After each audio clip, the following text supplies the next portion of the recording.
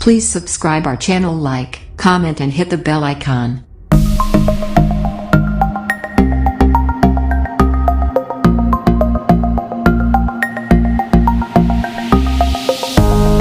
Everyone, welcome to our YouTube education channel Shikshan academy.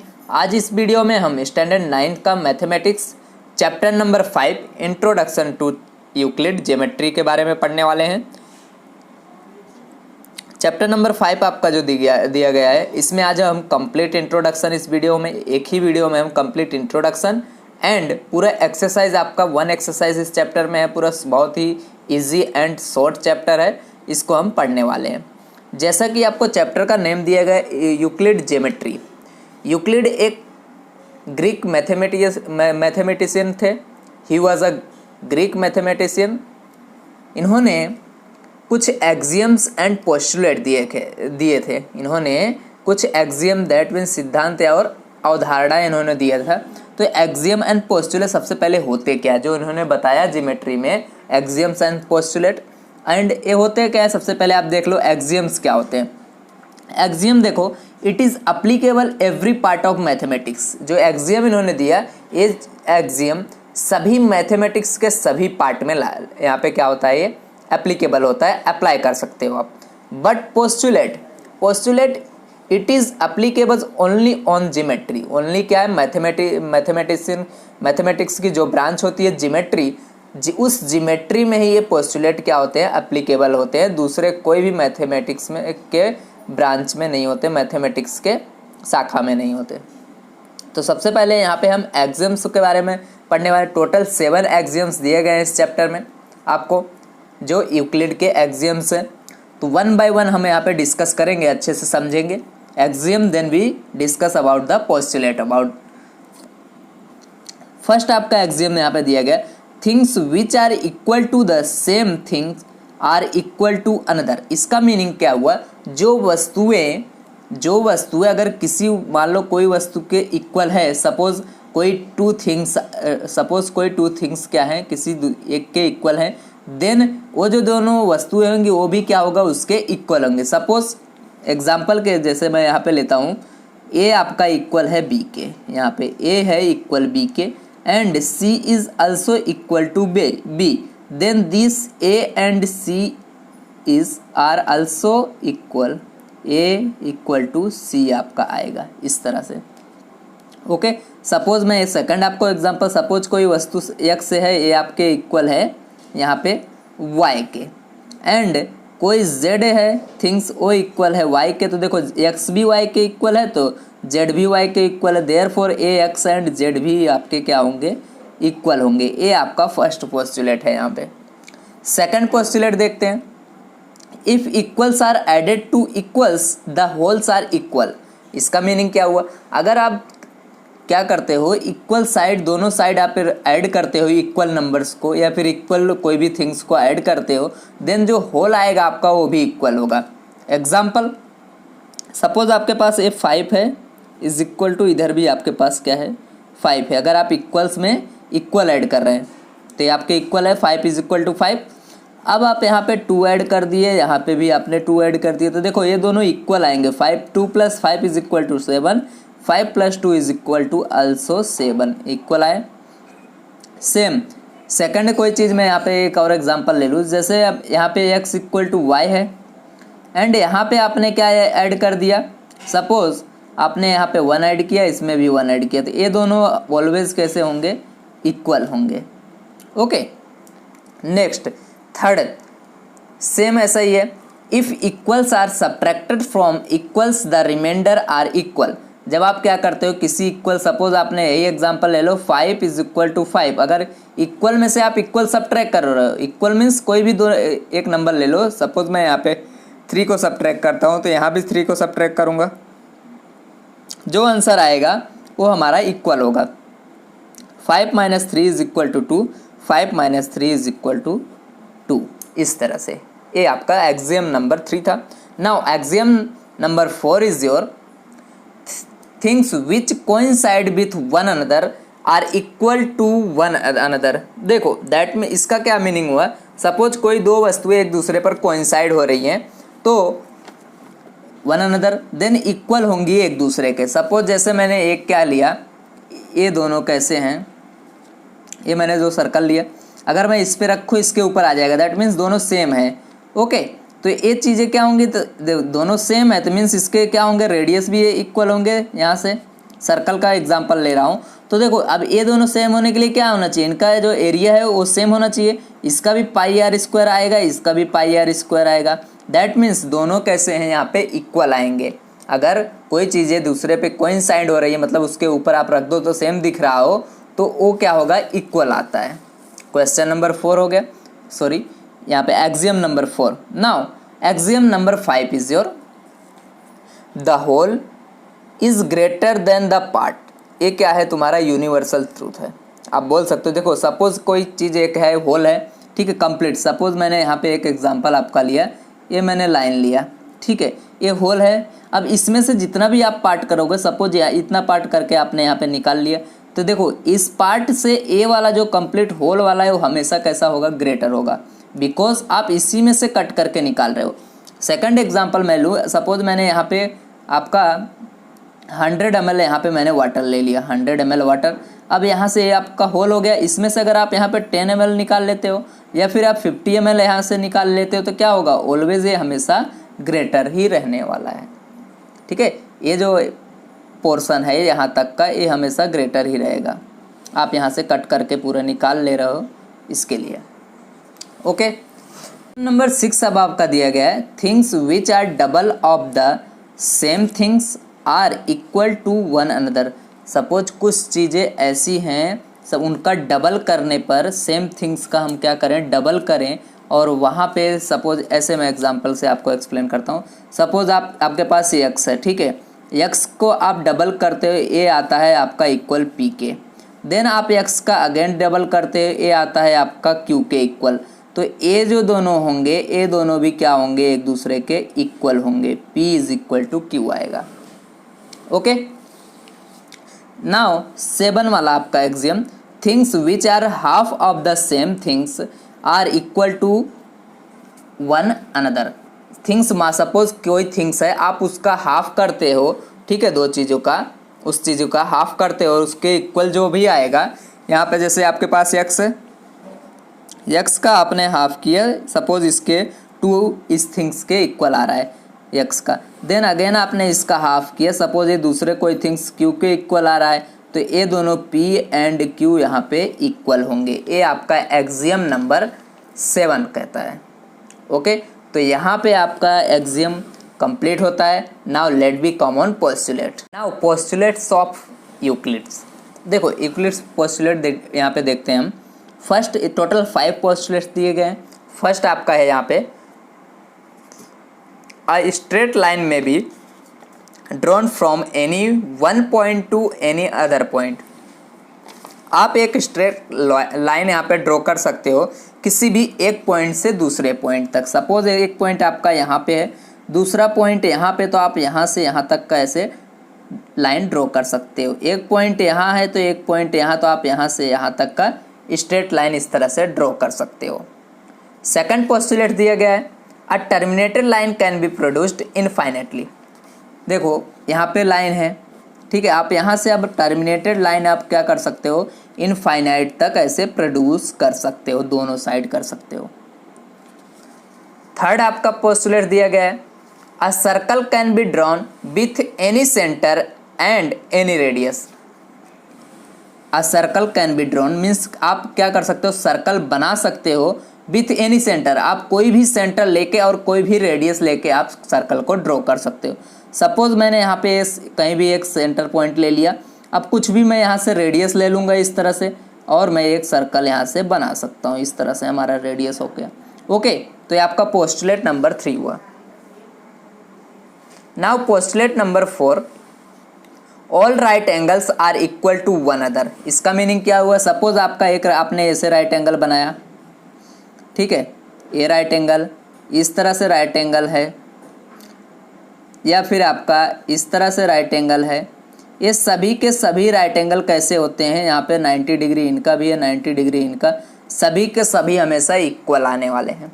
क्या होंगे, सभी के सभी इक्वल होंगे। नंबर 5 आपका दिया गया है यहाँ पे, if a straight line following on to straight line makes the interior angle on the same side of it taken together less than two right angles, then the two straight line if produced indefinitely meet on that side on which the sum of angle is less than the sum of less than two right angle. Two right angles means देखो 90 plus 90 that is 180.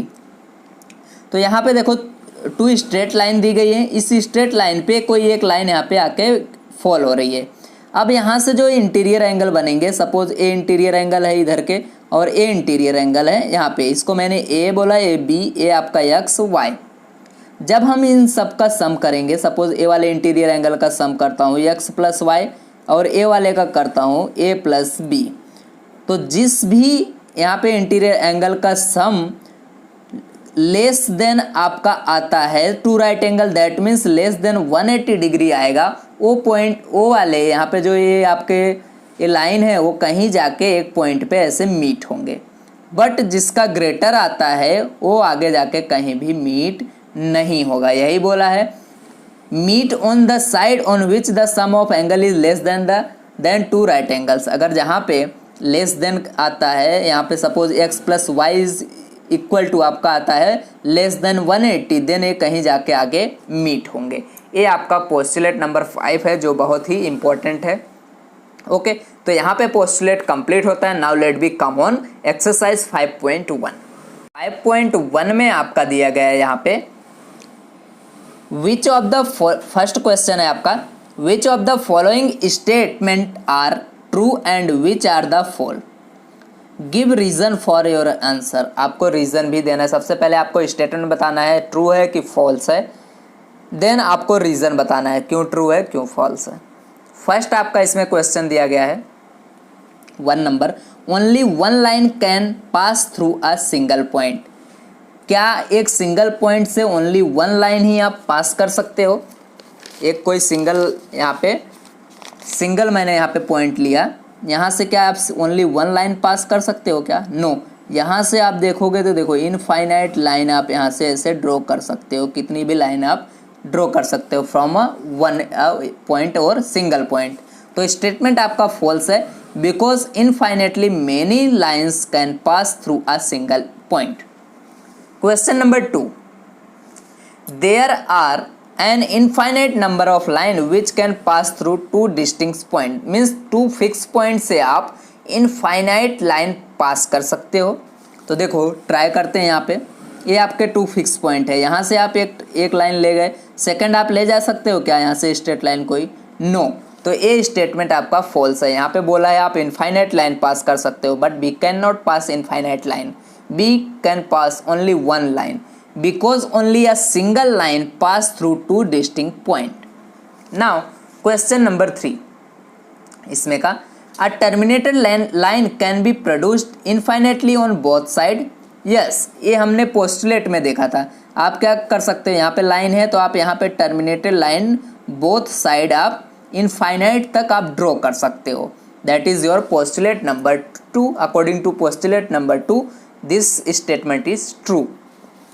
Now question number 4 इसमें का, if two circle are equal then their radii are equal. आपको बताना है अगर to circle equal होंगे तो उनके रेडियाई भी इक्वल होते हैं। बिकॉज देखो हम यहाँ पे सपोज टू सर्कल है, ऐसे ये टू सर्कल है, ये दोनों इक्वल है। ये दोनों इक्वल है तो मीनिंग क्या हुआ है, इनके जो रेडियस होंगे वो इक्वल होंगे। ये दोनों इक्वल है तो देखो इनका जो यहाँ पे एरिया होगा, एरिया भी इक्वल होगा इन दोनों का।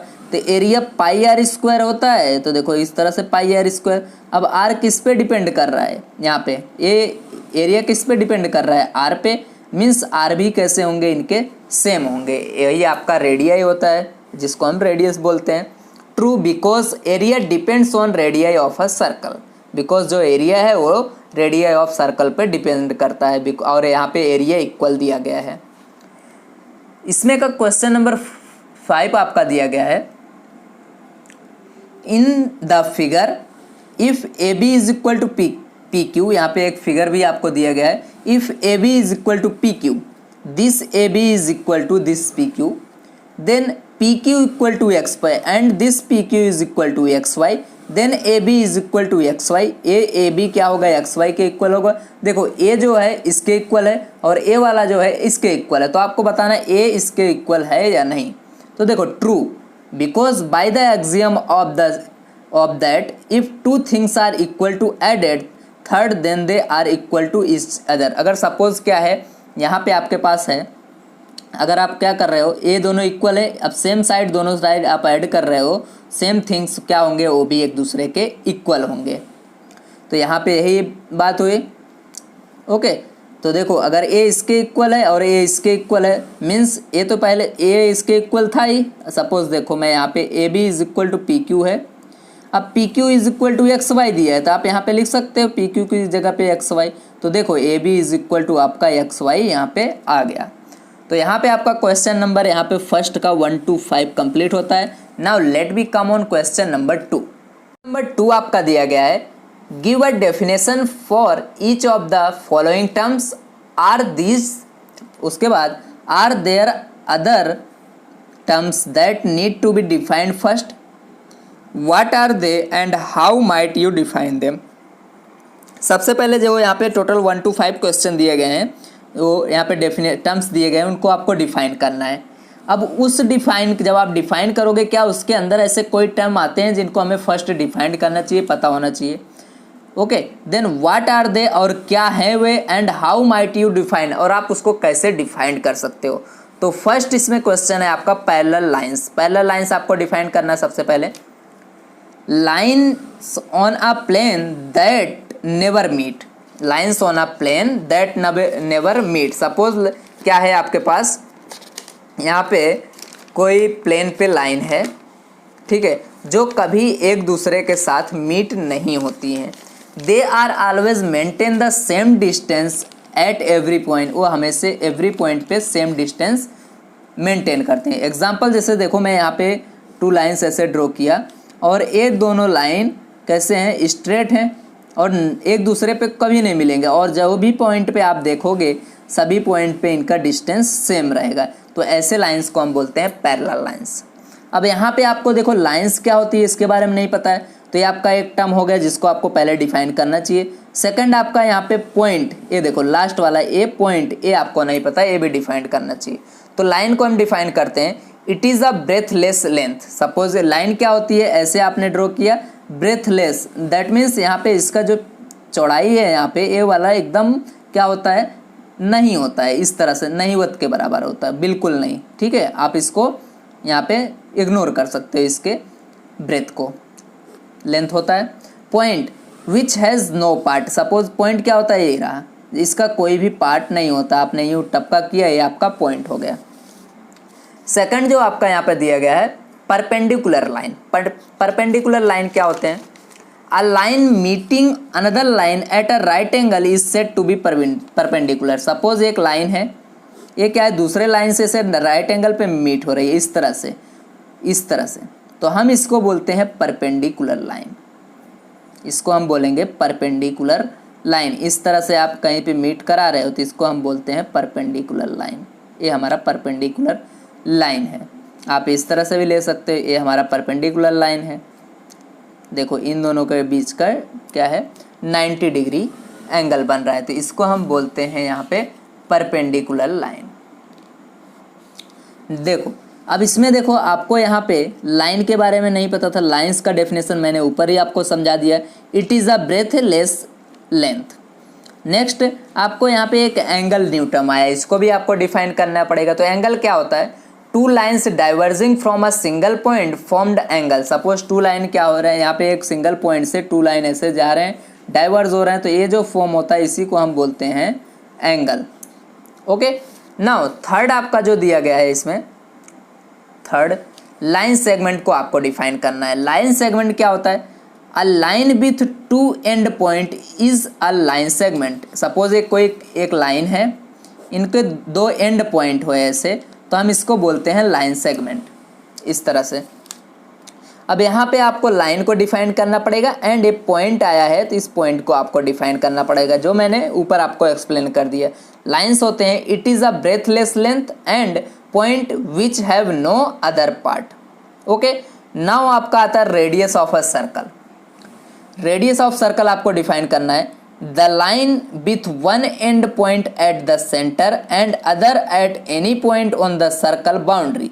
मीन्स आप क्या करते हो, एक पॉइंट ले लेते हो सेंटर से, रेडियस आपको डिफाइन करना है, ये रहा, यहाँ से एक सेंटर से पॉइंट, और यहाँ पे आप देखो बाउंड्री पे कोई एक पॉइंट ले लो कहीं भी, यहाँ आप ले लिया, ये इसका आ गया रेडियस ऑफ सर्कल, यहाँ पे ले लिए तो भी ये रेडियस आएगा, यहाँ पे ले लिए तो भी ये रेडियस ही आने वाला है। अब इसके अंदर हमें सर्कल एंड पॉइंट को डिफाइन करना पड़ेगा।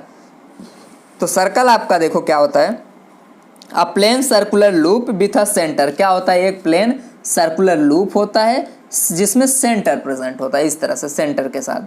पॉइंट को हम कब से डिफाइन करते आ रहे हैं, which have no other part.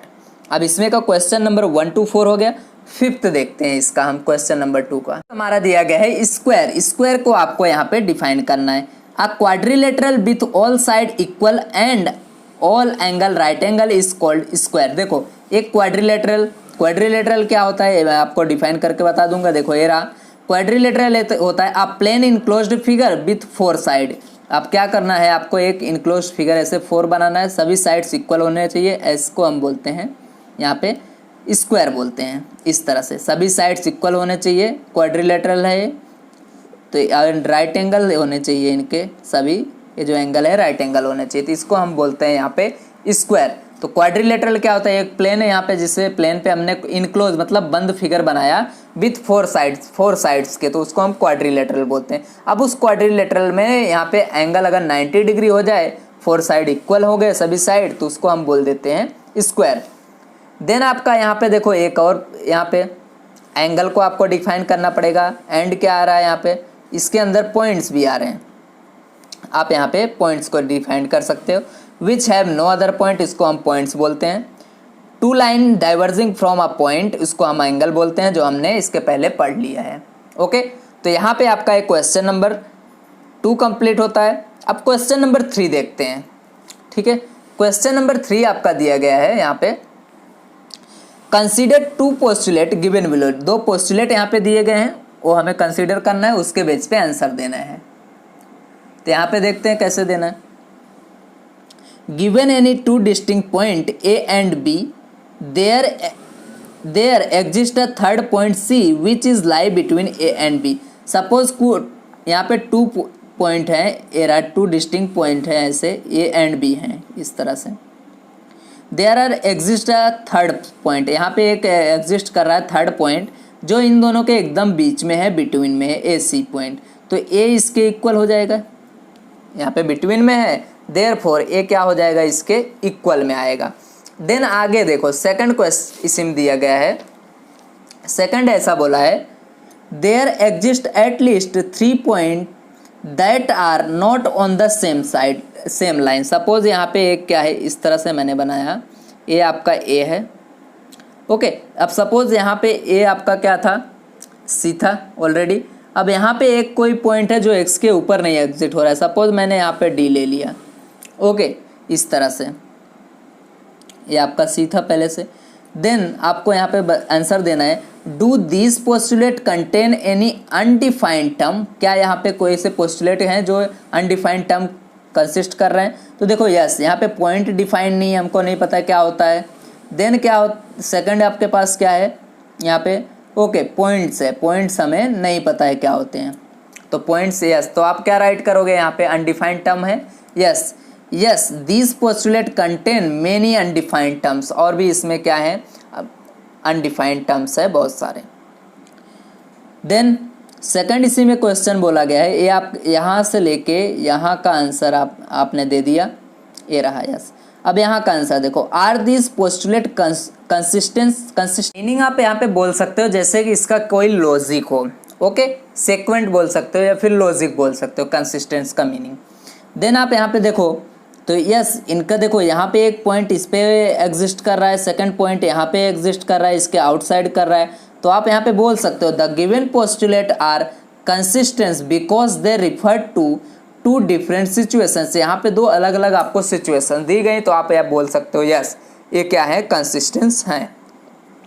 Third question बोला गया है do they follow from Euclid's postulate, क्या है यूक्लिड पोस्टुलेट को फॉलो करती हैं, एक्सप्लेन अगर करते हैं तो देखो, तो आप बोलोगे नो, यहाँ पे यूक्लिड का पोस्टुलेट का फॉलो नहीं करते हैं, because this postulate do not follow Euclid postulate, they follow axiom, postulate को नहीं फॉलो कर रही है, एक किसको फॉलो कर रहे हैं, एक्सियम को फॉलो कर रहे हैं। यहाँ पे देखो given two distinct point there is a unique line that passes through them, यहाँ पे क्या होता है, कोई भी दो गिवन पॉइंट होंगे, इन दोनों पॉइंट के बीच कोई एक यूनिक लाइन मीन्स एक लाइन पास होती है उन दोनों के बीच से।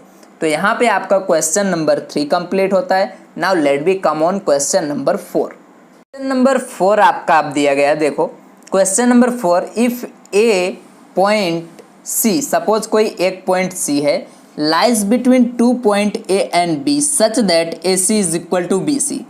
ऐसे यहाँ पे फिगर बना देता हूँ, सपोज कोई एक यहाँ पे एक लाइन पे ऐसे ए बी पे ओके 2 पॉइंट मान लो, इस 2 पॉइंट के बीच में कोई सी पॉइंट यहाँ पे है, तो ये दोनों क्या होंगे, इक्वल, सच दैट ऐसे कि A C is equal to B C, तो A C is equal to B C है, तो मैंने यहाँ पे इस तरह से बना दिया।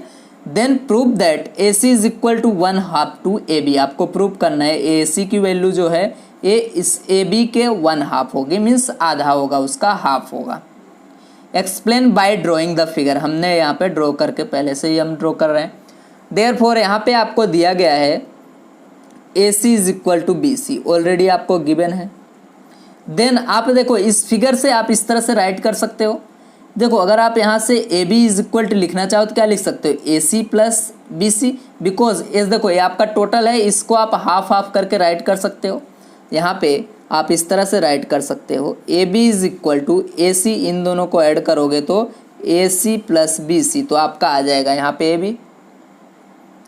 अब यहाँ पे ए बी की वैल्यू आपको दी गई है, यहाँ पे क्वेश्चन में देखो A C is equal to B C दिया गया है, तो आप यहाँ पे ए सी की जगह पे आप बी सी राइट कर सकते हो, बट हमें आंसर किस में लाना है, यहाँ पे ए सी में, तो आप बी सी की जगह पे क्या करना है, आपको ए सी राइट करना है। तो दोनों क्योंकि इक्वल है आप राइट कर सकते हो, A C is equal to, यहाँ पे ए सी प्लस बी सी की जगह पे आप ए सी राइट कर दो, ओके यहाँ पे ए बी आएगा। Then A B is equal to आपका आएगा ए सी प्लस ए सी, 2ac हो जाएंगे, जैसे x plus x is equal to 2x। Same अब ए बी के डिवाइड में आ जाएगा 2, इस साइड आ गया, ये मल्टीप्लाई में तो इज इक्वल टू ए आ गया, A B by 2 is equal to A C. Now अब आप ए सी को इस तरह से राइट कर सकते हो 1 ए बी बाई 2, या फिर आप इसको 1/2 ए बी इस तरह से राइट कर सकते हो। ये आपका क्वेश्चन नंबर 4 है। Now let be come on question number 5।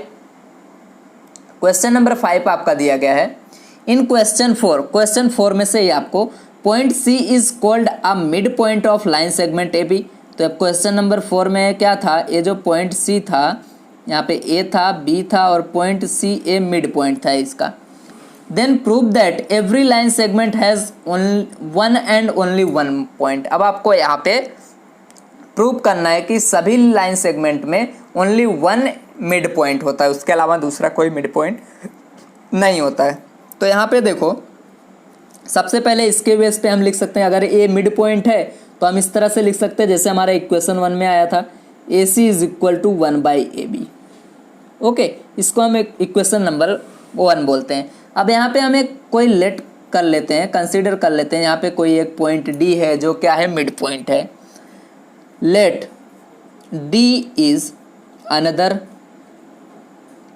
Mid point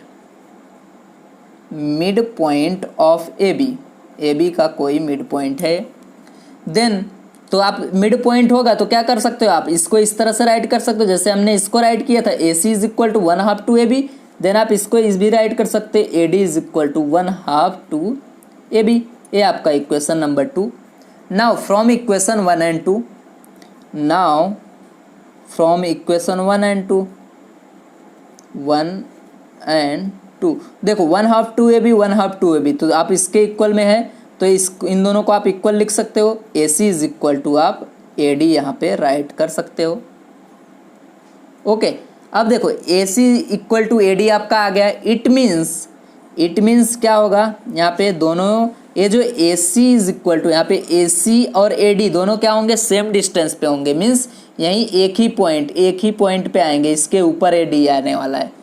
तो आप यहाँ पे बोल सकते हो it means C and D mid point, ये दोनों क्या है, मिड पॉइंट है, और ये मिड पॉइंट कहाँ आएगा, इसके ऊपर ही आने वाला है अगर आप लेते हो।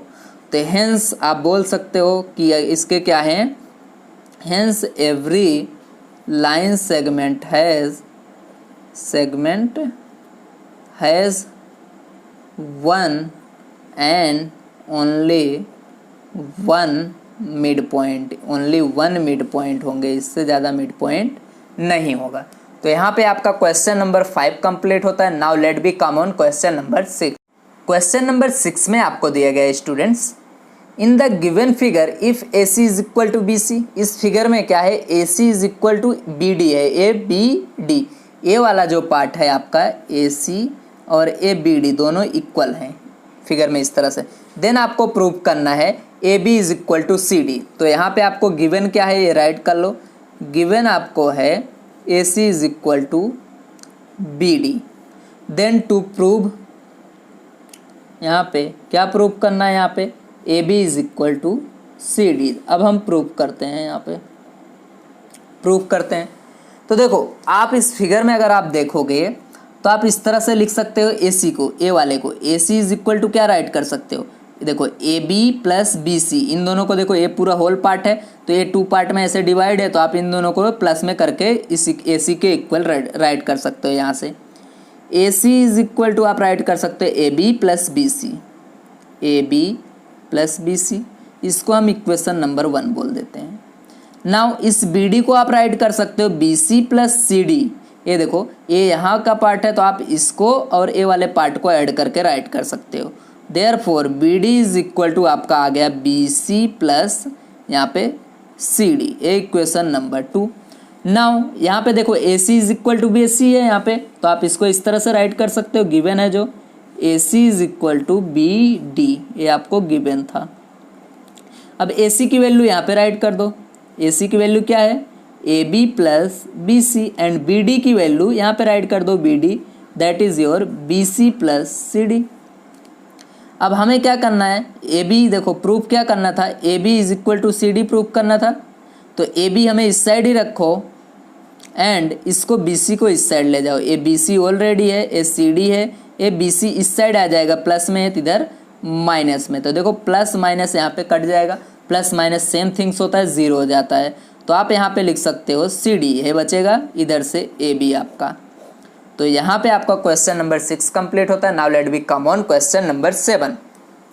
क्वेश्चन नंबर 7 आपका दिया गया है इसमें, why is axiom 5 in the list of Euclid axiom considered a universal truth. अब जो एक्सियम यहाँ पे यूक्लिड्स का 5th जो एक्सियम दिया गया है, उनको हम यूनिवर्सल ट्रूथ के बाद एज अ यूनिवर्सल ट्रूथ क्यों कंसिडर करते हैं। Note that the question is not about the 5th postulate. Okay, ये आपको नोट करना है कि हम पोस्टुलेट नंबर 5 की बात नहीं कर रहे हैं, एक्सियम 5 की बात कर रहे हैं। तो देखो यहाँ पे, बिकॉज यहाँ पे देखो एक्सियम 5 क्या है आपका, whole is always greater than its part. क्या होता है, जो होल होता है, सपोज मैं यहाँ पे एक होल लेता हूँ, इस तरह से लाइन लिया, अब इसका हमेशा जब आप इसको पार्ट करके यहाँ पे सपोज इसका पार्ट यहाँ पे राइट कर सकते हैं, इसका पार्ट निकाल के यहाँ पे राइट करो, तो ऑलवेज ये जो होल नंबर, ये आपका होल होगा पूरा वाला, ये हमेशा क्या होगा, बड़ा होगा। ओके, सपोज यहाँ पे मैं कुछ एक इस तरह से लिक्विड लेता हूँ, ये आपका 100 ml का लिक्विड है। अब इसमें से मैं अगर इसका पार्ट निकालूंगा, सपोज 10 ml निकालता हूँ, तो ऑलवेज जब मैं निकालूंगा तो ये क्या होगा, हमेशा यही लार्ज होगा, क्यों, बिकॉज आप इसमें से निकाल रहे हो। ओके, तो आप बोल सकते हो therefore true because part is included in the whole, क्योंकि ये जो पार्ट होता है ये किस में रहता है, ये होल में से ही इंक्लूड में से, इसी में से निकाला है हमने, therefore it is included in the whole and never greater than whole, और कभी भी क्या होगा, होल से बड़ा नहीं होने वाला है। तो यहाँ पे आपका ये क्वेश्चन नंबर 7 कंप्लीट होता है। इसी के साथ आपका पूरा चैप्टर नंबर 5 कंप्लीट होता है। नेक्स्ट अब आगे की वीडियो आपको इस मैथमेटिक्स के सभी वीडियो में बनाने वाले हूँ। आप हमारे साथ जुड़े रहिए, सब चैनल को लाइक कीजिए, सब्सक्राइब कीजिए एंड सभी के साथ शेयर कीजिए। Thank you very much.